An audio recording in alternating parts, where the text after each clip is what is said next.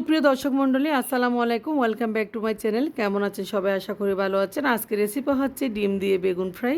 তো এভাবে ডিম দিয়ে বেগুন ফ্রাই করলে খেতে অসাধারণ। আশা করি আজকের ভিডিওটা আপনাদের কাছে ভালো লাগবে। ভালো লাগলে আমার চ্যানেলটি সাবস্ক্রাইব করে পাশে থাকবেন। পাশে থাকা বেল বাটনে ক্লিক করে অল নোটিফিকেশন অন করে রাখবেন, যাতে পরবর্তী রান্নার ভিডিও আপনাদের কাছে পৌঁছে যায়। দেখতে পাচ্ছেন আমি এখানে একটা বড় সাইজের বেগুন কেটে নিয়েছি। আর বেগুনটা কেটে ফ্রেশ করে একটু পানিতে ভিজা দিয়ে রাখতেছি, যাতে তেল কম লাগে বেগুনে। তো দেখতে পাচ্ছেন বেগুনগুলো ধুয়ে আমি ফ্রেশ করে একটা প্লেটে নিয়েছি। এখন ম্যারিনেট করার জন্য আমি প্রস্তুত নিয়েছি।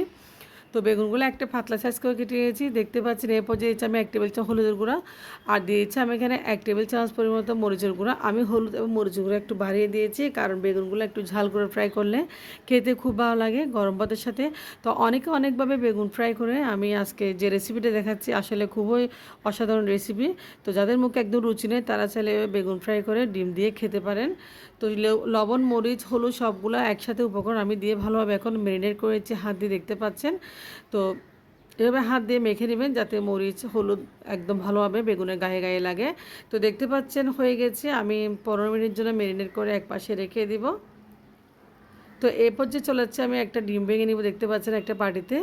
তো আমি বেগুনগুলো এক পাশে ম্যারিনেট করে রেখে দিয়েছি। এরপর যে ডিমটা ভেঙে নিচ্ছি, ডিমটা দিয়েছি আমি, দেখতে পাচ্ছি এখানে পরিমাণ মতো মরিচ গুঁড়া, পরিমাণ মতো লবণ। তো মরিচ গুঁড়া এবং লবণ দিয়ে ডিমটা ভালোভাবে একটু ফেটিয়ে নিচ্ছি, দেখতে পাচ্ছেন চামচ দিয়ে। তো ডিমটা এক পাশে রেখে দেবো। এখন 15 মিনিট হয়ে গেছে, চলে আসে চুলায় আমি একটা প্যান বসিয়ে অল্প তেলে বেগুনগুলো একটু ভেজে নিচ্ছি।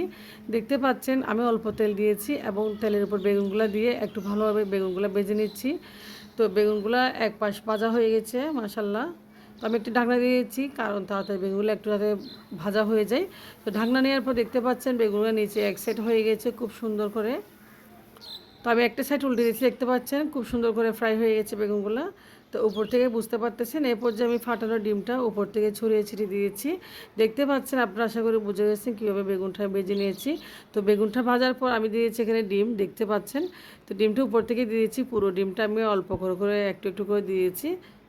তো এরপর দিয়ে দিয়েছি ঢাকনা, যাতে একটু ভাপে রাখবো বেগুন আর ডিমটা, যাতে ভাপে থেকে একটা ক্রিমি ক্রিমি ভাপ হয়ে যায়। তো খেতে অসাধারণ, আসলে আমার ছেলে মেয়ে খুব পছন্দ করে বেগুন ভাজা ডিমটা। দেখতে পাচ্ছেন এখন ডিমটা প্রায় একটা ক্রিমি ক্রিমি ভাপ দেখা যাচ্ছে, দেখতেও খুব সুন্দর লাগতেছে। এরপর যে আমি একটা, দেখতে পাচ্ছেন ভালোভাবে আমি স্প্যাচুলা দিয়ে ডিমটা একটু ভেঙে দিচ্ছি। তো এখন ভাজাটা হয়ে গেছে, ডিম আর বেগুন ভাজা। এভাবে আপনারা চাইলে খুব চটপট, যাদের মুখে রুচি নেই, যাদের কিছুই খেতে ইচ্ছা করতেছে না, আপনারা চাইলে বেগুন দিয়ে ডিম ভিজে ফ্রাই করে খেতে পারেন, খুবই ভালো লাগবে।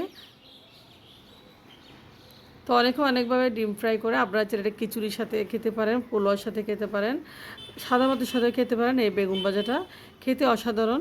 আপনারা একবার ট্রাই করবেন অবশ্যই, যারা নতুন ব্যাচেলার তারা একবার ট্রাই করবেন। আমি একটা সার্ভিং ডিশে সার্ভ করছি, দেখতে পাচ্ছেন, যেহেতু আমার বাচ্চারা খাবে। তো সবাই দোয়া করবেন আমাদের জন্য। ভালো থাকবেন। আল্লাহ হাফেজ। আসসালামু আলাইকুম।